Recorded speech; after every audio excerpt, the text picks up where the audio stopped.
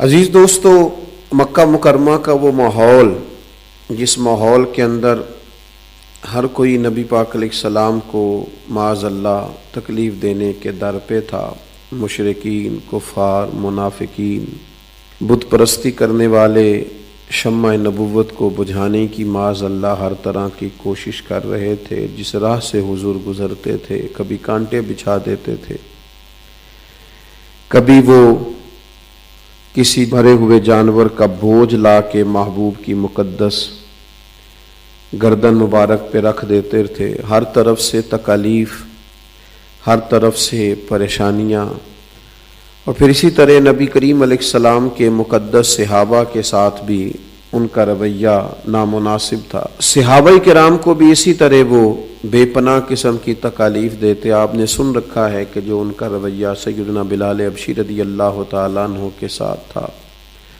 حضرت عمار ابن یاسر رضی اللہ تعالیٰ عنہ کو جس طرح کی تکالیف دیتے تھے، حضرت خباب بن ارت کے ساتھ جو ان کا مزاج تھا، اور پھر اسی طریقے سے دیگر صحابہ کے ساتھ وہ بڑا سخت رویہ رکھتے تھے۔ اس ماحول کے اندر جب ہر طرف سے بظاہر آزمائشوں نے گھرا ہوا تھا، اللہ تعالیٰ نے سورہ الم نشرح کو نازل فرمایا۔ آپ ذرا اس سورت کا آغاز دیکھیے گا، اللہ تعالیٰ نے ارشاد فرمایا الم نشرح لک صدرک، اے محبوب کیا ہم نے آپ کی خاطر آپ کے سینے کو کشادہ نہیں کر دیا؟ کیا ہم نے آپ کی خاطر آپ کے سینے کو کشادہ نہیں کر دیا؟ حضرت موسیٰ علیہ السلام جب جا رہے تھے نا فرعون کی طرف تبلیغ دین کے لیے، تو انہوں نے ایک دعا مانگی تھی، وہ بھی قرآن مجید میں موجود ہے۔ انہوں نے دعا مانگی تھی رب اشرح لی صدری، یا اللہ میرا سینہ کشادہ کر دے۔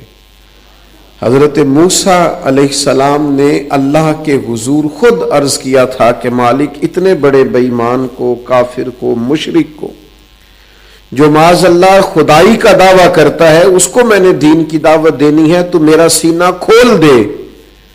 حضرت موسیٰ نے خود عرض کیا تھا، نبی کریم نے عرض نہیں کیا، خود ہی رب نے ارشاد فرما دیا، اللہ نے خود ہی ارشاد فرمایا الم نشرح لک صدرک، اے محبوب کیا ہم نے آپ کا سینہ کھول نہیں دیا، کشادہ نہیں کر دیا؟ یہ سینہ کیا ہے؟ شرح صدر کس کو کہتے ہیں؟ بہت ساری تفاسیر کا نچوڑ یہ ہے کہ جب نور الہی سے سینہ کشادہ ہو اور اللہ کی جانب سے تسکین اور طمانیت کا نزول ہو اور رب کی طرف سے دل مسرور ہو جائے تو اسے سینہ کشادہ کرنا کہتے ہیں۔ اس کا مطلب ہے کہ شرح صدر نصیب ہو گئی، اللہ تبارک و تعالی نے سینے کے اندر وسعت پیدا کر دی۔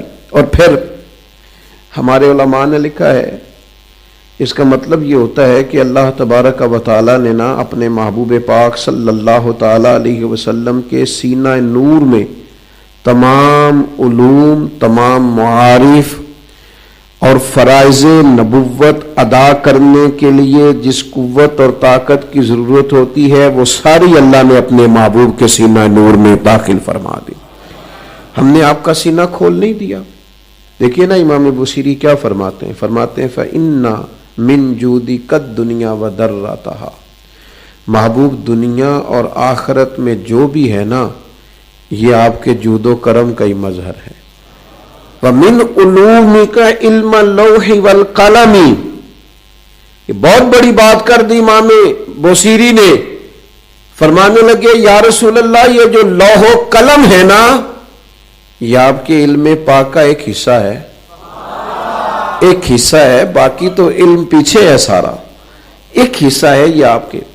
تو اللہ نے فرمایا محبوب علیہ السلام کیا ہم نے آپ کے لیے آپ کے سینے کو کشادہ نہیں کر دیا؟ پھر فرمایا وَوَضَعْنَا عَنْكَ وِزْرَكَ، اور ہم نے آپ کے اوپر سے آپ کا بوجھ اتار نہیں دیا۔ کون سا بوجھ؟ ارشاد فرمایا الَّذِي أَنْقَضَ ظَهْرَكَ، وہ بوجھ جس نے آپ کی پیٹھ مبارک کو بوجھل کر دیا تھا، وہ بوجھ ہم نے اتار نہیں دیا۔ وہ بوجھ کیا ہے؟ نبی کریم صلی اللہ تعالی علیہ وسلم پر اللہ نے بار نبوت ڈالا ہے، بڑا مشکل ہوتا ہے یہ بوجھ اٹھانا، اللہ نے قرآن نازل کیا حضور کے قلب اطہر پر،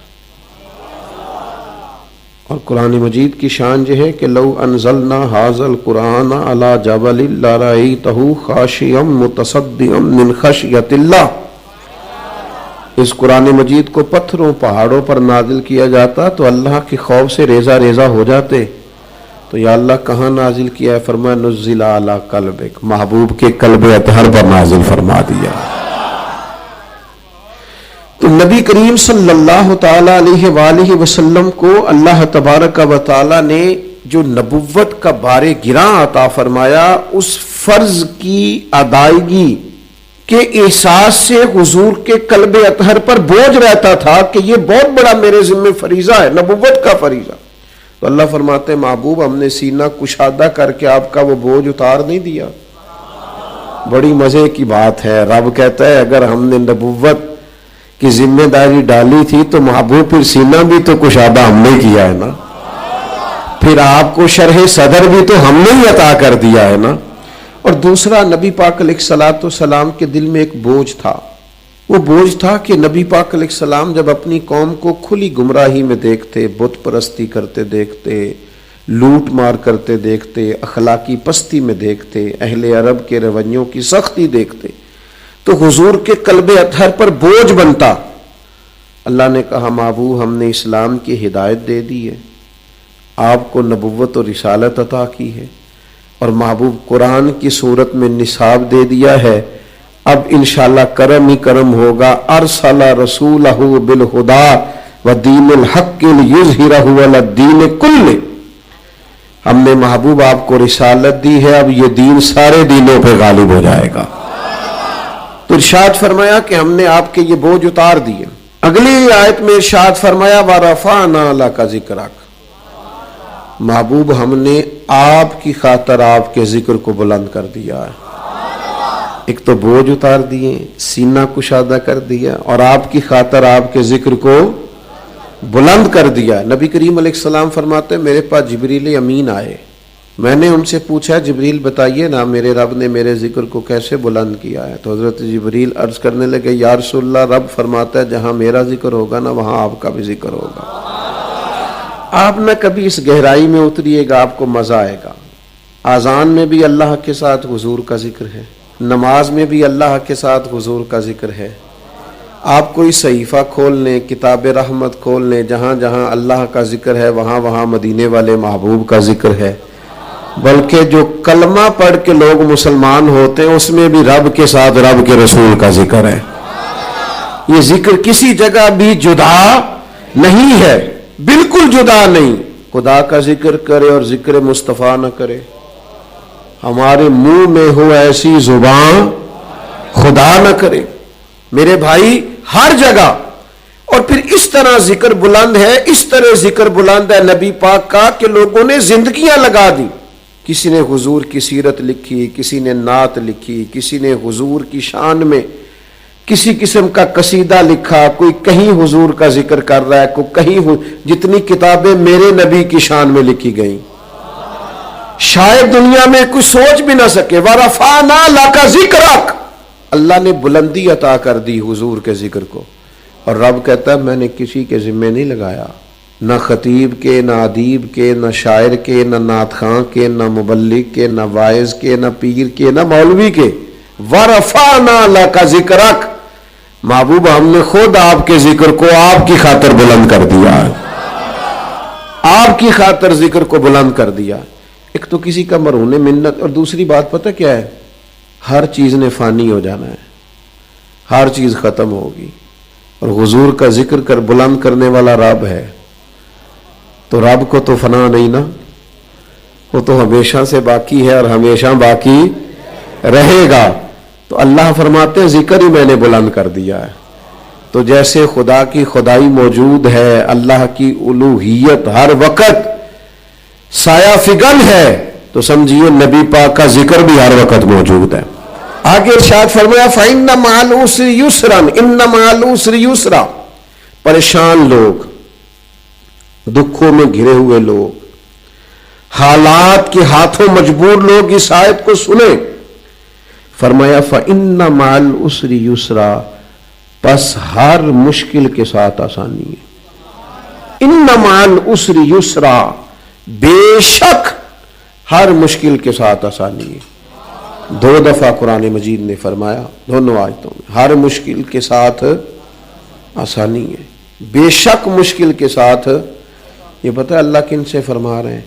وہ جو صحابہ گھرے ہوئے تھے نا کفار کے نرغے میں، ستائے جاتے تھے، تکالیف دی جاتی تھی، زد و کوب کیا جاتا تھا، تشدد ہوتا تھا، مارا جاتا تھا.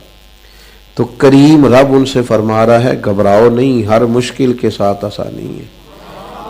جو بڑا پریشان شخص ہے نا وہ ذرا ان آیتوں کو دیکھے تو اسے سمجھ آئے گی جس پریشانی میں وہ گھرا ہوا ہے نا، بس یہ نیا چاند طلوع ہونے کی دیر ہے، بس نئی صبح آنے کی دیر ہے. اسی مشکل کے اندر سے آسانیاں جھانک رہی ہیں. ہر مشکل کے ساتھ آسانی ہے. جلدی جلدی پلٹ جایا کرتے ہیں حالات، بدل جاتا ہے وقت، اور وقت بدل گیا. اذا جاء نصر اللہ والفتح ورأیت الناس يدخلون فی دین اللہ افواجا، اللہ کی مدد آ گئی، فتح حاصل ہو گئی، لوگ فوجوں کی فوجیں دین میں داخل ہونے لگ گئے. یہ منظر لوگوں نے دیکھا. وہ جو کافر کل تک ستاتے تھے وہ گردنیں جھکائے کھڑے ہو گئے فتح مکہ کے دن.